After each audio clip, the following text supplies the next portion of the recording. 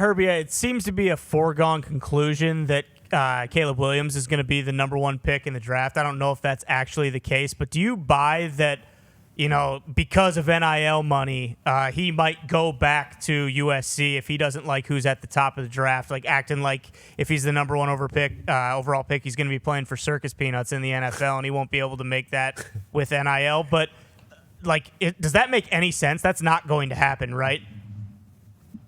Dude, I don't know. We live in such a new world. He said 5 teams. Yeah. What are they? Who did he say? Vegas and Dallas and San Fran, and I can't remember the teams. I've never heard anybody come out and just say that. Minnesota. But that's kind of where we are now. Who are we to not believe that?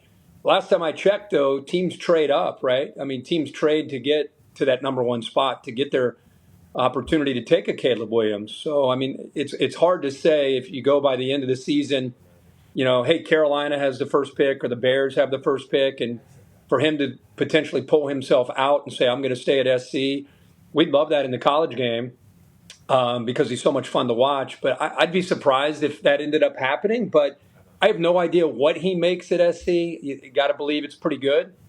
But think about just the idea of NIL putting a player in a position to think about staying in college because he doesn't want to go to one of these terrible franchises in his mind, and he wants to just stay until, I'll come back the next year. And I don't know. I don't know if he'll end up doing it, but it's remarkable that he came out and said that, or somebody came out. Yeah, and said it's a rumor. He allegedly said it, and I think there's a couple of things there just to play devil's advocate. Don't want to, but have to.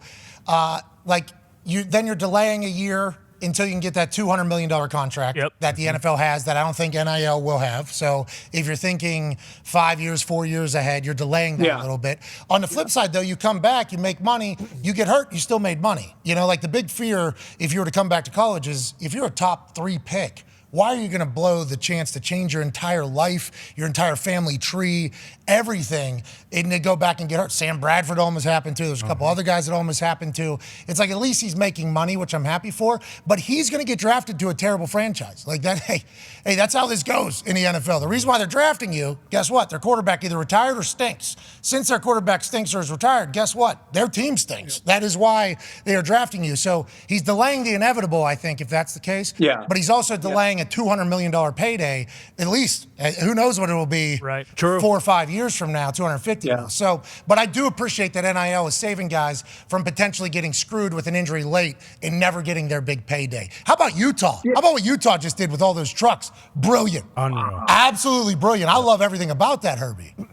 Yeah, that was pretty cool. I just saw that yesterday myself. There you go. How about that? Very cool. And I think the NIL has been great. NIL has been fantastic. I think there are aspects of it that a lot of us don't quite understand.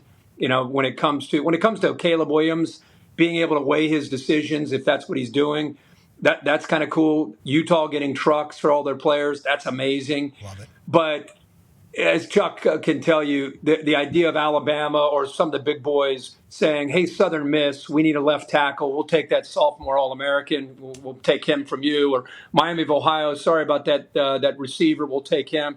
Like poaching players off of smaller programs makes no sense to me. Bribing high school players with NIL money makes no sense to me. But this part of it, when you earn an opportunity to be Caleb Williams, and you can get your name, image, and likeness, can put a lot of money in your pocket. That is what NIL is about, and that's great that he's in that position. So, but yeah, it'd be amazing if that ended up happening, but we'll have to wait and see till the draft. Do you think transfer portal and NIL is the reason for the parity of college football this season? Yeah, I think it has a lot to do with it. All you have to do is when you put your board together and you start to look at the rosters. And you start to look at Texas and Oklahoma, for example, this week, and you look at the guys that were not on these rosters a year ago. I mean, Oklahoma, they had a really, really tough year. Brent Venables' first year as a head coach at Oklahoma. And he had a year to get better. I think he has 42 new players this year, much like we saw with USC a couple years ago, and we see with Dahn. And, it's made them a team where they're undefeated, and they got big hopes. And you start going through, and it's not huge, high-profile transfers. but it's one guy from Hawaii, one guy from Wake Forest, it's a guy from Notre Dame, and their defensive line went from a weakness to now a strength. They have 10, 11, 12 guys that they rotate.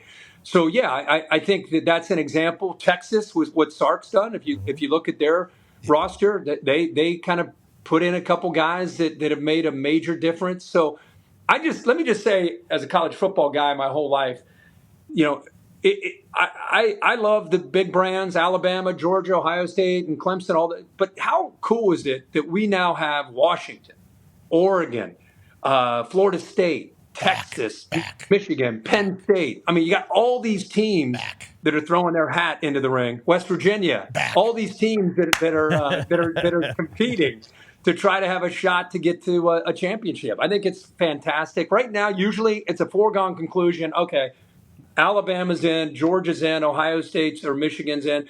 Who's the fourth team going to be? And right now, dude, it's wide ass open. Yeah. Anybody can make it right now. You just rattled off all those schools there. You know what those schools are, and I just pieced this together before we move on because Chuck has a question for you, and he was nervous to talk to you earlier, so I couldn't even fathom how excited he is for this. But like all those schools, their alumni used to the teams being good from back in the day. Yeah. Now they can actually have a say on if the team's good with their money, with their pocket, with everything like that. So all these schools that used to be great, their alumni still expect that every single year. And it's like, well, why don't you ante up? And it's like, I think a lot of these places are. Like Penn State, that tradition up there, you think those dudes were happy just sucking and it being Ohio State and Michigan's Big Ten for the last 10 years pretty much? No way. They're like, let's go, let's get to work. I think it's a beautiful thing, but there is going to have to be guardrails because what you're saying about poaching is a real deal. I will say this, Penn State has not, I know you're a West Virginia guy, sucked over the last 10 years. They've been this close. They just needed a player or two. Now results oriented. I apologize. Results oriented. Yeah. Florida State has sucked, and Texas, and some of these other ones, Miami of Florida. A lot of those teams have been way off the grid.